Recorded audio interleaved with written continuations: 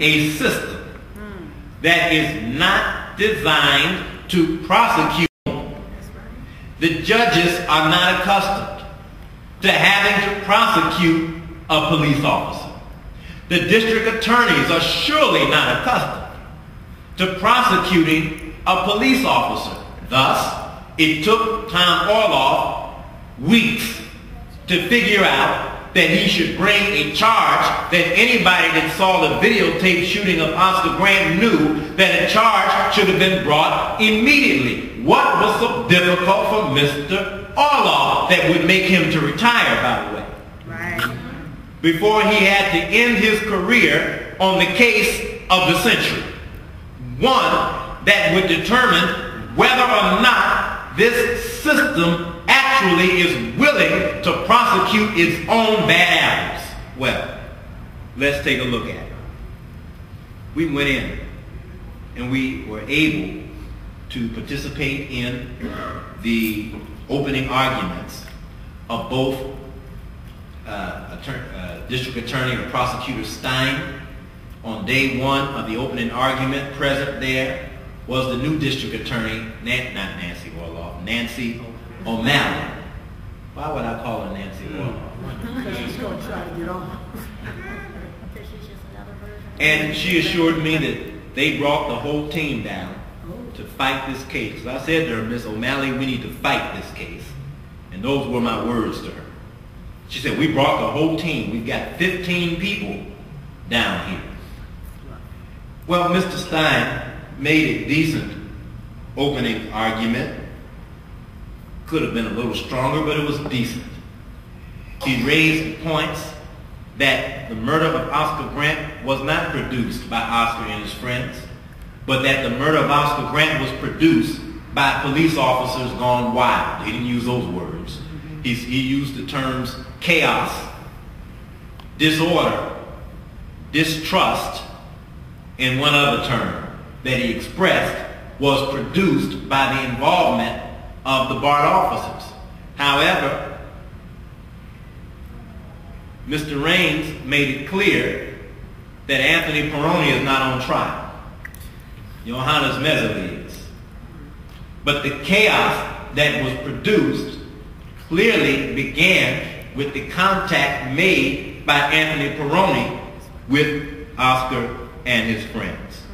Now, you know, the question of even the initial contact. See, there's historical context to the contact itself that goes deep into policing in the United States.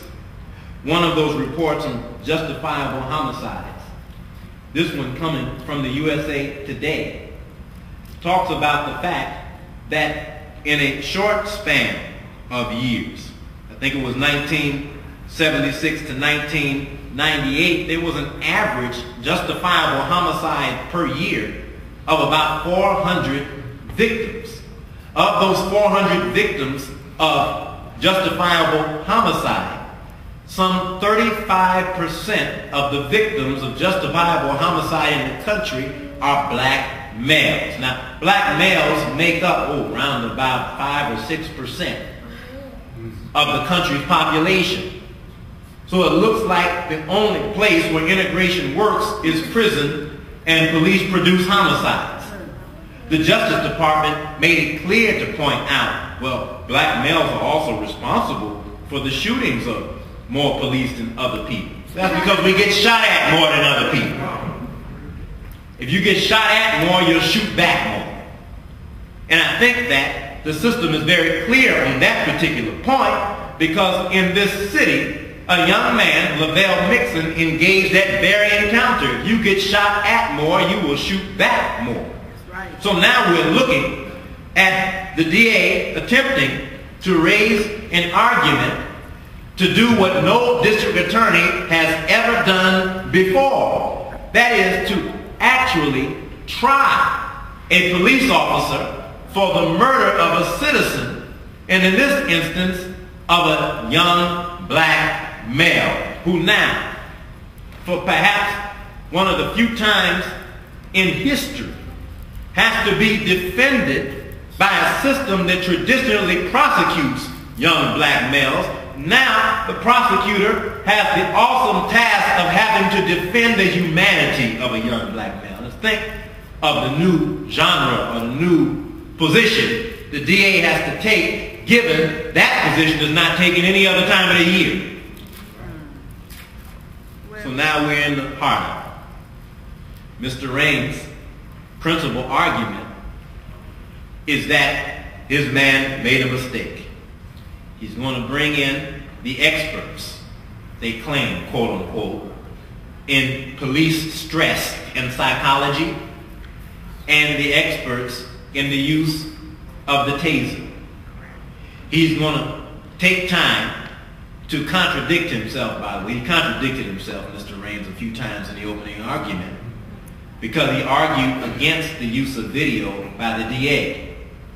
But then, in that, the DA showed still footage of Oscar with his hands behind his back, still footage of Oscar holding back his friend, still footage of Messerly looking at the gun that he was pulling out of the holster. The DA made that in the opening argument. Here is, in fact, he ran several videos in the opening argument.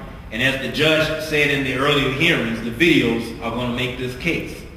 The jurors were, according to some witnesses, visibly moved by watching the video in that opening argument because they had not seen it before except maybe on the news, but surely not in a variety of angles. Well, what the DA Stein did demonstrate in that opening argument was Messerly clearly looked at the gun. In order to defend that, Mr. Raines argued you can't use a still shot because you have no sense of time. You don't know how long his eyes were on that gun in a still photo. Right. Now, of course, they've got the technology to count the time. But the point that Mr. Raines was making was you cannot use a still photo in a motion picture because it immortalizes, it ingrains in one place a position of that particular person that may not accurately depict how long that they were in this position. Well, Raines turned around and did the same thing in his argument. He said he would bring taser experts who would demonstrate the difference between pulling a weapon from a gun holster and a weapon from a taser holster, and how the kinesiological movements are different. That's right. Particularly as it involves the use of your thumb. So he took a picture of Messerly with his hand on the gun with his thumb sticking out. Now he said that the DA shouldn't stop the video and do this. Then he turned around and did it himself. Wow. And showed a picture of Messerly with his hand reaching to grip the gun with his thumb sticking out to suggest, you see that thumb there? That means he thought he was pulling his taser because you need your thumb to pull the taser. These were how the opening arguments were. Well, Mr. Raines has a tough case, but remember, he's $1 million lawyer. Right. He knows how to throw the kitchen sink at a jury because you only have to stick on one. They would then bring in the witnesses.